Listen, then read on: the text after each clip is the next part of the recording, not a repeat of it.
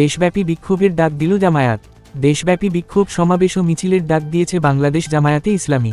বিক্ষোভ সমাবেশ ও মিছিল সফল করতে দলটির পক্ষ থেকে নেতাকর্মী ও সর্বস্তরের মানুষকে আহ্বান জানিয়েছেন সেক্রেটারি জেনারেল সাবেক এমপি অধ্যাপক মিয়া গোলাম পরোয়ার।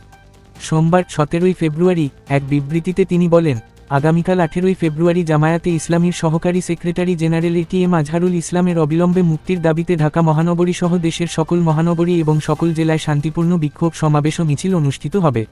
এদিন বিকেল 4টায় পল্টন মোড়ে ঢাকা মহানগরী উত্তর ও দক্ষিণের উদ্যোগে আয়োজিত বিক্ষোভ সমাবেশ ও মিছিলের নেতৃত্ব দেবেন জামায়াত আমির ডা.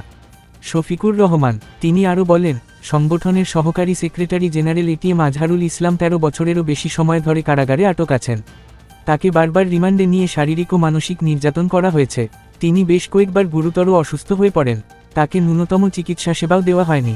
মিয়া গোলাম পরোয়ার বলেন, দেশবাসী আশা করেছিল যে চরম জুলুম নির্যাতনের শিকার এটিএম আজহারুল ইসলাম স্বৈরাচারমুক্ত বাংলাদেশে মুক্তিলাভ করবেন। কিন্তু অন্তর্বর্তী সরকার ক্ষমতা গ্রহণের 6 মাস 9 দিন পার হলেও এটিএম আজহারুল ইসলামকে মুক্তি দেওয়া হয়নি। তিনি বলেন, ফ্যাসিস্ট শেখ হাসিনার শাসনামলের বিচারক কার্যক্রমসমূহ সারা বিশ্বে বিতর্কিত, প্রশ্নবিদ্ধ ও প্রত্যাখ্যাত। স্বৈরাচারের আমলে গ্রেপ্তার এটিএম আজহারুল ইসলামকে কারাগারে আটক রাখা তার প্রতি চরম জুলুম ও অন্যায় ছাড়া আর কিছু নয়।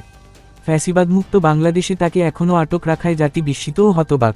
এমন পরিস্থিতিতে এটিএম আজহারুল ইসলামকে মুক্ত করার লক্ষ্যে সারা দেশে আয়োজিত বিক্ষোভ সমাবেশ ও মিছিল সর্বতোভাবে সফল করার জন্য জামায়াতে ইসলামীর সর্বস্তরের নেতাকর্মী ও দেশবাসীর প্রতি উদাত্ত আহ্বান জানান মিয়া গোলাম পরোয়ার।